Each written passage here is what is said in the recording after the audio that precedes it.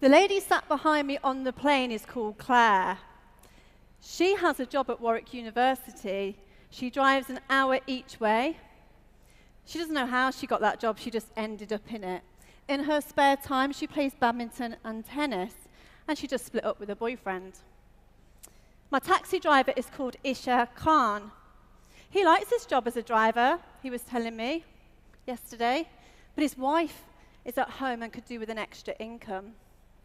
The two girls that checked me into my hotel, Lisa and Claire, they enjoy their job, but they were working till really late last night and they were back on duty for breakfast this morning. And they only get every other weekend off. How do I know all of this?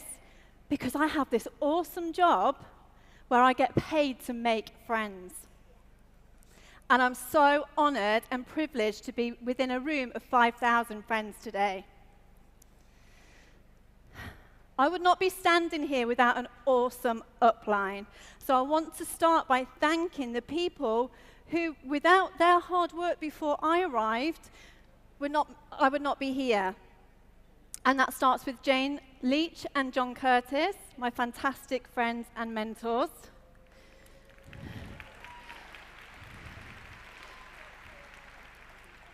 Who once offered an opportunity to someone called Dr. Peter Atherton. And then Jan Whittaker. 10 years later, Natalie Healy. And then Tina Gillius. Tina then offered the opportunity to Claire Spencer, who offered it to her next-door neighbour, Kate Hindley. And Kate offered it to me. And without all of those people, I would not be here today, so thank you all sincerely.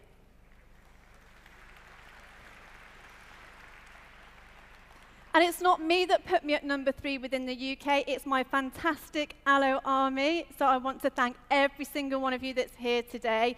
This is for you.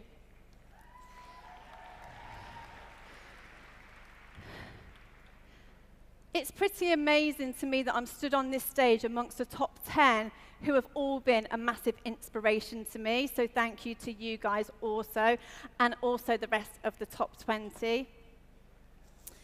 The things that I have achieved in Forever all started by me being recruited by Kate, who is in the room today. How did she recruit me? Well, I was part of a Facebook group where we were chatting about a calendar that was going to be held at a Worcester gym. And Kate was part of the community of that group because she was also working on that calendar. And Kate befriended me after building a bit of a rapport with me in the group. She befriended me on Facebook. I didn't know her before then. And I saw that she was promoting something called an aloe toning kit on her page. And preparing for the photo shoot, although I was doing about 18 spin classes a week, I still had a bit of a problem with the old thighs, and I still do today, actually, if I'm honest. So I decided to contact Kate and ask her, could I buy an aloe toning kit?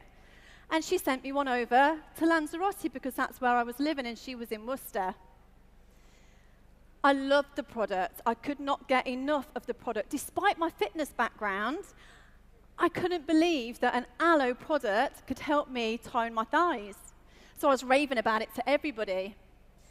Kate continued to build that relationship with me, so when she offered me to have a look at the business, I actually didn't want to look at the business, but because of feeling a bit grateful to her, I agreed to listen to her presentation on Skype one morning. And the rest is history. So what did I do? Because actually I was in Lanzarote. Do you know that Rex Morn owns 85% of the world's aloe? Well, I reckon the rest of it is on the island of Lanzarote. In my village alone, there are 20 aloe vera shops. In my village alone, there are 2 aloe museums where you can go to learn about the history and the making of aloe products. So obviously I couldn't do business in Lanzarote, could I, or so I thought. So what did I do? I did what my sponsor did. I decided to go to Facebook and build relationships with people in groups, to befriend them, and then to hopefully get them interested in the products and then the opportunity. And I knew from the start that I would have to represent everything this company represented at all times, because I was now a representative for Forever Living. So I had to be positive. I had to be confident. I had to show that I had time, choices, friendships. I had to show that at all times, both on and offline. But I'm perhaps well known for my online business because, as Bob said, the majority of my business is built in other countries from where I live. So I set up 2 profiles. I had my personal profile, and I also have a business profile. My personal profile is actually full, so if you have a pending friends request, please don't think that I'm ignoring you. You can connect with me on my business page. And again, it was very important at all times online to project all of the things that the company represented. It's true that facts tell and stories sell. So I would never, and I would recommend to you guys, never to spam Facebook with pictures of products that you've Googled for, you've seen on another distributor's page, and certainly not to be posting them in buy-sell groups on Facebook, because that's not what our business is about at all. That's not what Rex wants, and that's not how to be successful. How to be successful is, in fact, to use the products. So not buy this, buy this, buy this. I use this, I use this, I use this. Use the products and put pictures of you with the products instead of a picture that you've Googled for, you've copied off another distributor's page. So that's what I did, and that's what my team did. So we got lots of people interested in the products because we were becoming products of the product. Using social media is all about, for this business, for network marketing, is all about creating stories that everybody wants to follow. I want my Facebook page to be more popular than Breaking Bad. I want people to be looking on my page to see what's going to happen next. And what did Bob say? Do you know what, Ange? I get envious when I'm sat in Longbridge Manor and it's raining and you're there working by your poolside. We create stories that everybody wants to follow. And you should be doing that from today. I know there's people in the room that have just picked up their distributor box.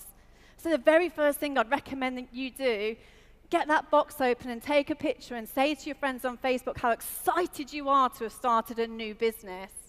We call that the business in a box selfie. And that's where your story starts.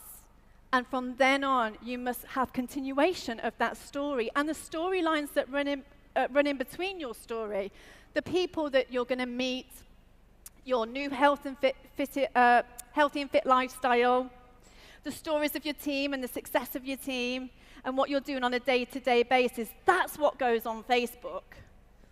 Not a picture of a clean 9 and I need 5 guinea pigs, can you please buy this, buy this, buy this. That's not good. This is what will get you in the top 10. This is what we do in the top 10.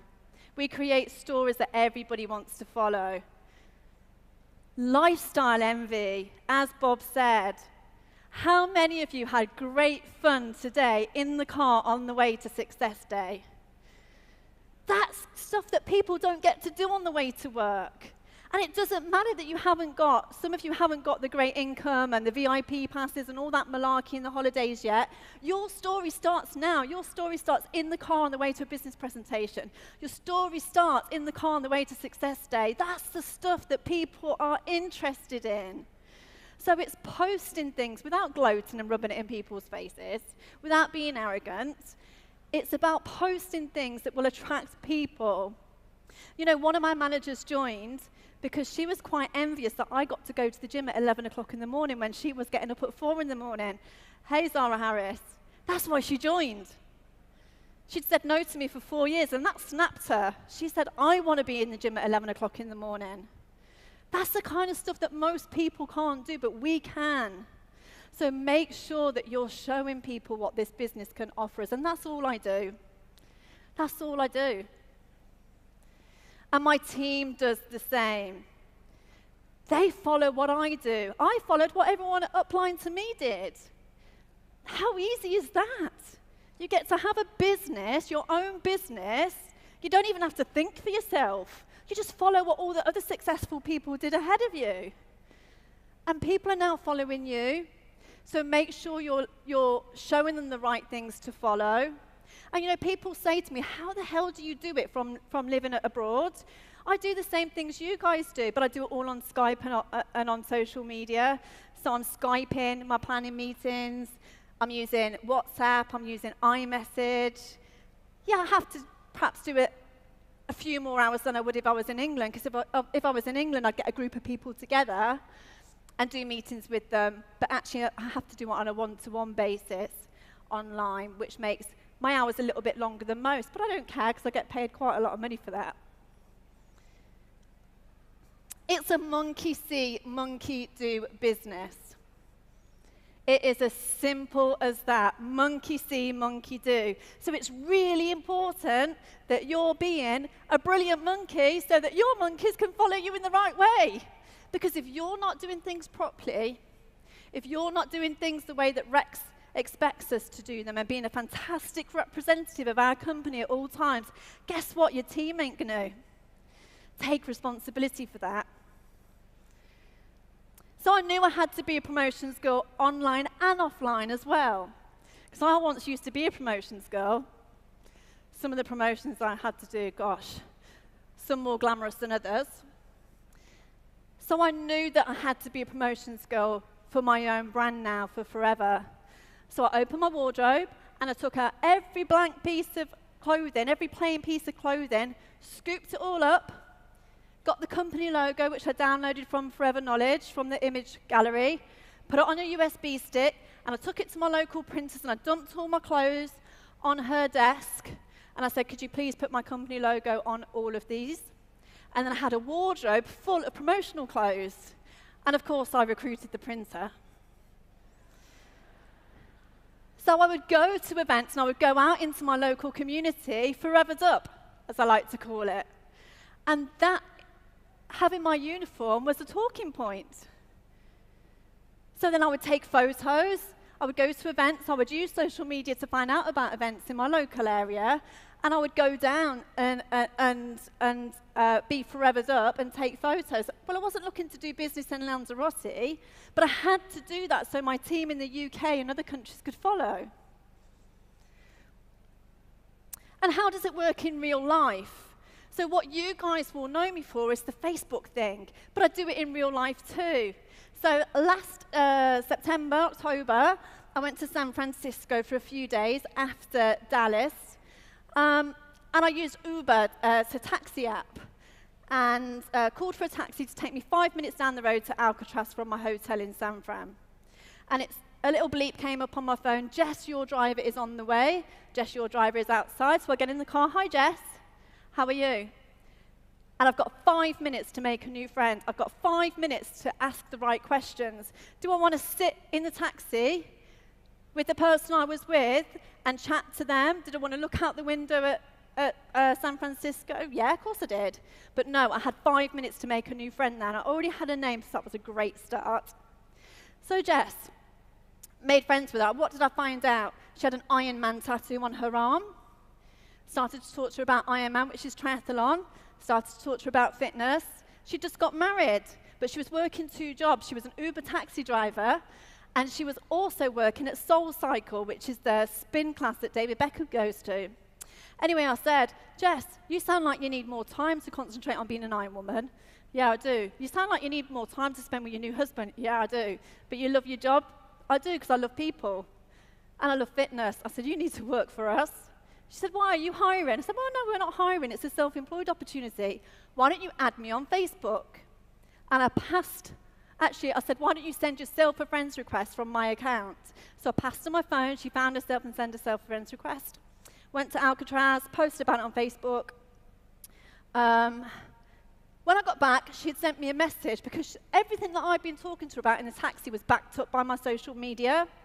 So when I got back, she sent me a message. Did I want to go to Soul Cycle to have a class with her? Of course I did. By the time I left that class the next day, I had a message from Forever Living. Congratulations, you have a new downline member.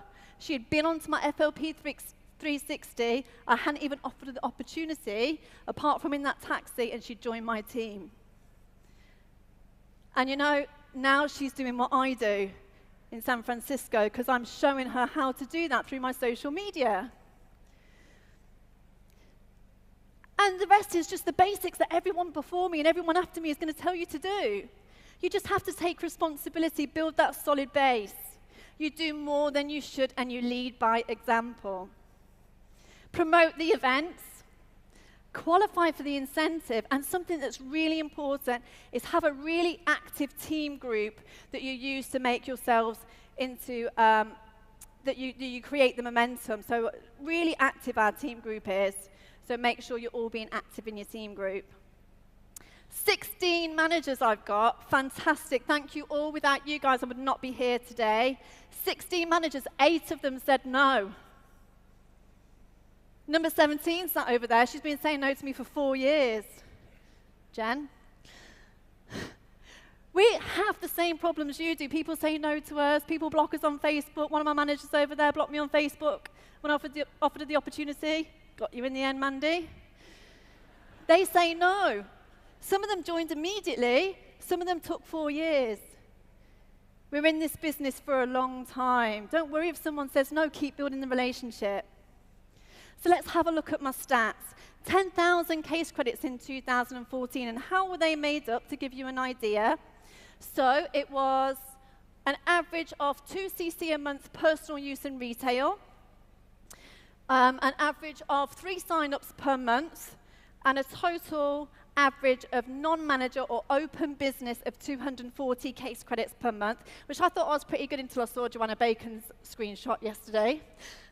Well done, Joanna. And from my managers, from my fantastic managers, 500 case credits per month. Obviously, that doesn't add up to 10,000, but I do operate in other countries as well. And you know I said that I couldn't do business in Lanzarote? 5 of my managers are in Lanzarote. We have a huge team there, and we're literally selling sand to the Arabs over there. So what has Forever given me in these 4 years? Everything that it promised me, everything Kate Hindley told me it would. It's given me time, choices, friendships. It's given me an income of £27,000 per month. I only wanted £4,000, and I thought that was massive. It's given me new experiences, travel, free travel, freedom, great health, private school for Arabella. She's 10 and speaks 5 languages. What kind of a life is she going to have?